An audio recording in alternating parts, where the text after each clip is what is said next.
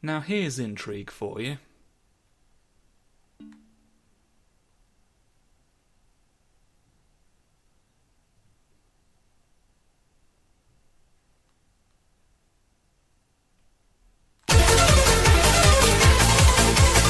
I've done some stuff off screen. I made that again so that I could get this off my plate. I knew what I was doing next in the next episode at the time, and there was, I would need to move to get there, so I decided that's about what I was expecting that to be. Don't suppose it's good armour. No, it isn't. I mean, it's got all sorts of other bonuses apart from the thing you equip armour for. But, yeah, it's time to do towers. Now, I am not sure what this is. Ignore the dog! Ignore the dog, do a cartwheel! I'm not sure what this is all gonna look like in terms of episode content. I had, because it's just going to be going up and down towers in just the same room over and over again, is it not? Here's off on me. I had even contemplated just recording the footage and then recording some sort of voiceover in post to go over it, because I didn't know how much I would have to talk about at the time as it was happening. Bird become! The bird has become. Skull wings to Wingosaurus. Is there... You can continue to sword. You can learn long glide, and I'm hoping you'll learn long glide by the time we're at the top of the tower, because if we get to the top and it turns out that regular glide isn't enough, I would have been very upset, so it's really worked out in my favour that nope! Lightning pokey snookers don't. It's not for thoughts that I begin my tea time today, but rather the engine within you. I'm sick of having to clarify that. Red orb! Orby bob, borbly horb. You have to sing that song, otherwise they won't let you in. Anymore. Obviously I entered this tower at some point without saying that, but it's a new policy. It's been a while since then, it's what people forget. Things change, laws change. They're not constant. They are forever reshaping themselves. And they're supposed to do so to serve the needs of the people, but in this instance, they did it to keep people who don't say orby bob out of the tower. For motives that baffle me. Fortunately, I'm over-leveled for most of this tower, and so it shall, It's rather rude of them to, give such a false impression of how easy this process is gonna be early on. Because, what if you got to the top and flew over? Because, when you fly over, there's no real way back from that, I don't think. I guess we'll see, but, you could really land yourself in some problems. It just seems very mean-spirited of them. Can't even go backwards, look, you have to use a ticket, I guess. We did. Oh, they've restocked the potions. Oh, and the tickets. I was worried we'd have used them all up, but I guess we can just get more the higher up we go. So there you go, it's sort of addressed the problem. In the end, I'm recording myself talking over this live in case something happens. More or less. Because, the thing is, I can always, record something else voiceover-wise later and replace all of this, but, I can't go back and react live a second time. Or, I could do, but, I'll have seen everything already, and so it would be more or less pointless. Not that I haven't seen most of this already, and I'm, there's not a lot of visual distinction anyway. Borfuses emerge! But So yeah, I don't know if this voiceover is I don't know if you're going to be hearing this. Hot dog, munch munch. I don't know if you're going to hear me say hot dog, munch munch, alright, and I don't know how I feel about that, to be honest. Relieved, in a way. I did think about doing a reading of the Communist Manifesto for a laugh, because I'd heard it was actually quite a short document that I could feasibly finish in the time that this all took. I have read a little bit of it sort of in advance. It's available online for free. I mean, it would be, wouldn't it? But yeah, the problem is it's a very dry document, and it uses a lot of words, includes a lot of information that I'm sure was relevant, or someone could explain to me why it like that context still matters. But for a layman, which most of us will be, it like really doesn't. It just feels like it's taking a whole bunch of words to say. Like the first chapter, which is sort of the one I've been working through, is essentially just about like how before that point in history it was basically unprecedented for like the super wealthy to have like such monopolies to the point where they got actual political power from it. Like industry had not been consolidated to that point before, and like this was a very new and frankly terrifying development. And it's only gotten worse. But like, yeah, that's essentially, it's just sort of qualifying who the bourgeoisie are. And yeah, they include details about how they consolidated the monopolies and like the revolutions in engineering and industry in general that allowed them to do that couldn't have existed before. You know, where previously, you know, you'd have guild masters, and you know, all of these trades would all be like separately owned and operated by, you know, people who like family businesses essentially. Like they'd pass it down. You know, you'd learn a trade. And now it's all just owned by the same like handful of very rich people, and so basically nothing gets done that they don't have a hand in. And so that now they have actual political power because of that, because it's like they've got leverage over like all industry. And it just takes a lot of words for them to say that. You know, it's very... It's ever so slightly impenetrable. But like the information is very like important and well observed. It's just you've got to be willing to sort of trudge through it, and not everybody can, is the thing. And that's sort of one of the reasons I thought, well, you know, maybe I'll go through it and sort of like try and dissect it for the purposes of this video, but like I'm discovering I'm one of the people who can't. So, you know, there's a single solitary ghost over in it's not really a corner, we're in a circular room. The entire circular room is a corner if you think about it. They've just built a corner, really, for you to exist in. Exist with as many ghosts as you want. Oh, including the ones who can fence. No, you can't do that, lift me up with your beaky peck spears. You just put me back down. I don't think I did a good job. You did not break out correctly. 0 points for you. No! Don't put me in the air so many times. You have no idea. I know it seems funny to you. A member of the air jokes, police. But it's not, actually. And can I just say, you're very biased. This is where I saw Dinosaur Rises for the first time. Oh, I accidentally stole some things from you. I've accidentally thieved of a terrible lizard.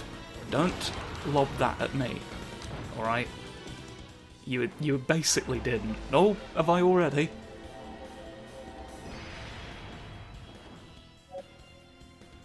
I've made you a red boy. You didn't learn your other ability. Did I, yeah, you're supposed to have that as well. But I seem to have overdone you.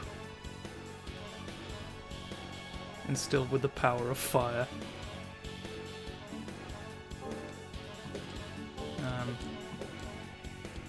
So you've got less going on than you could have, but I sort of turned my brain off and didn't even think about it. Well, we've seen another dinosaur who can do it, so it's really not that. It's really not that much of a problem. It's really not that much of a problem when Pete Seeds goes back home, because really, what else are you expecting him to do? It's just such a passive action to just go home. Why is it a problem? What do you have against Pete Seeds in his house? You are more dinosaurs, even. I love throwing lances at people as much as the next guy. But there's a big schnick schnurpant on the floor. They've all squiggled up in a little circle. Now just more bones. More bones about it forever in the... Rosario! Whoa! Ignition blow. Well, now I'll learn all of your pies. And it'll be too dark to tell me I haven't. You won't be able to see where I am. The projectiles simply float after they've made contact. There's flop in the underground. Oh, are you people I need something from... Oh, I think it's actually something you drop, so it's fine. I went into some reading about some other things that I was wondering when I get or how to get, and there's a rare item from assassin zombies that I need. So you know, I've got my lovely ring on to stop them from not giving me prizes.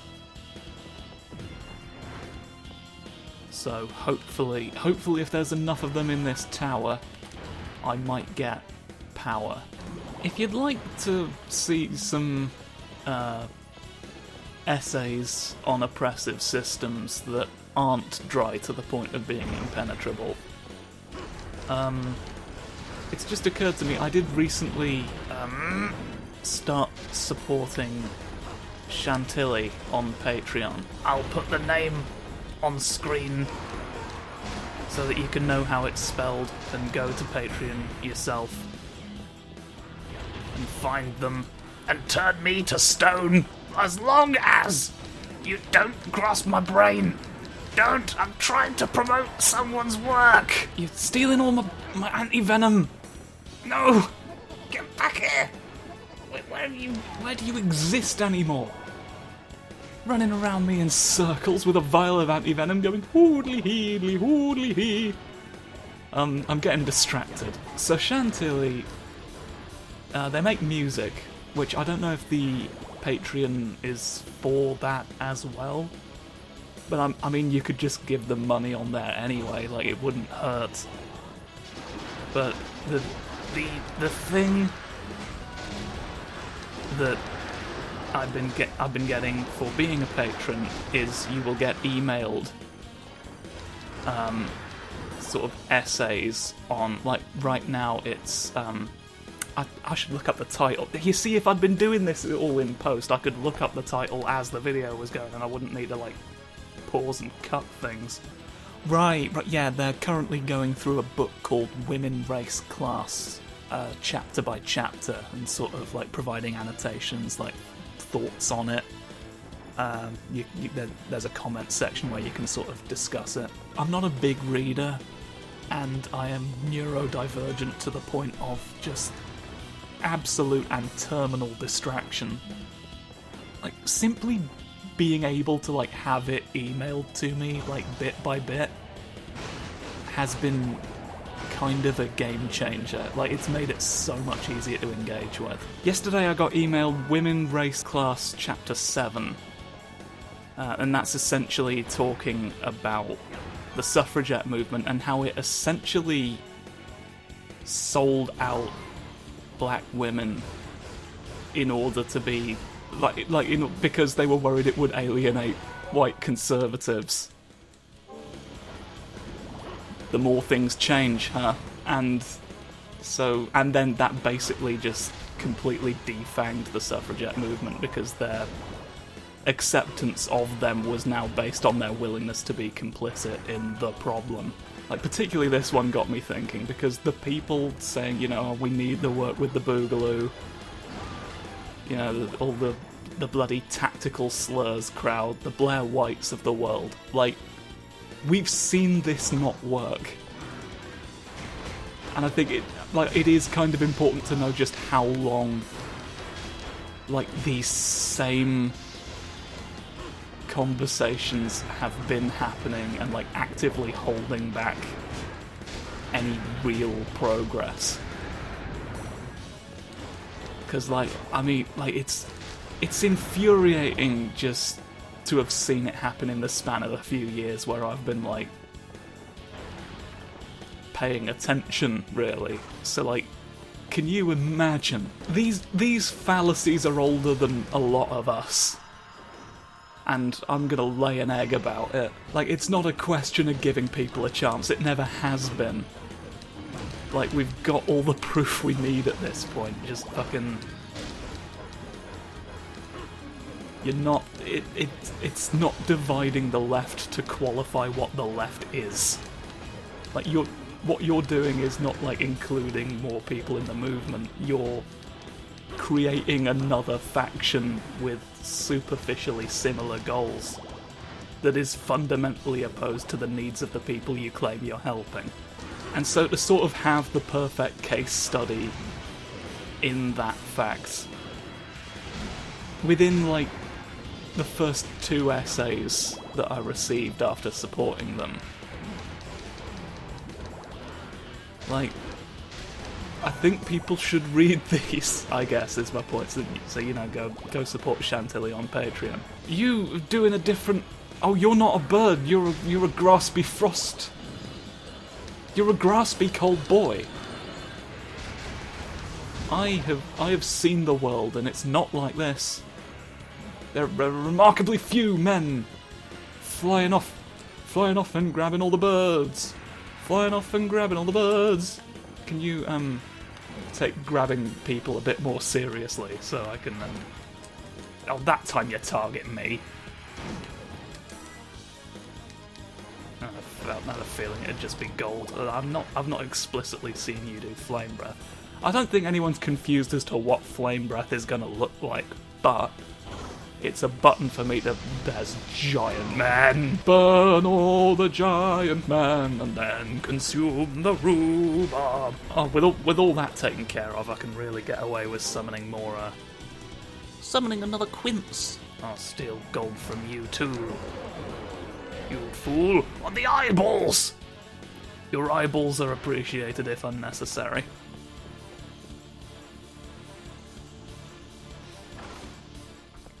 Oh, fuck me, that was sort of a lot quicker than I was expecting. We've got a little pouch full of things.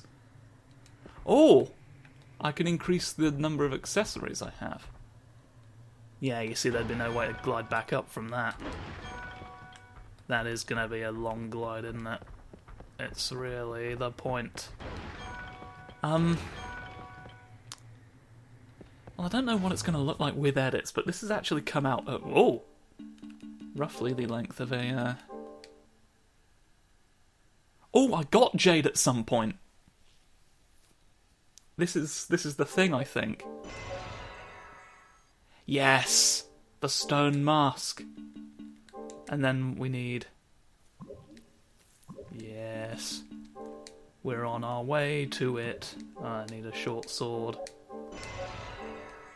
So once I've made all of this stuff, I think we can close out this episode and then have the next episode be the other tower. Hoo, funny Jason. Iron mask. We love an iron mask. But the next problem...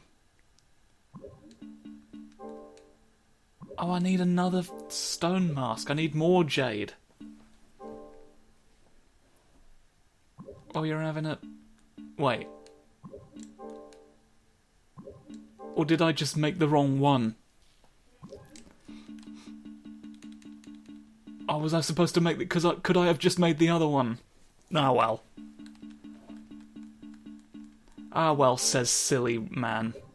I will, get to it another day. But, yeah, and that's worth shit all. Which is a shame, but I can equip another, Darkness, the Mlemble Glemble.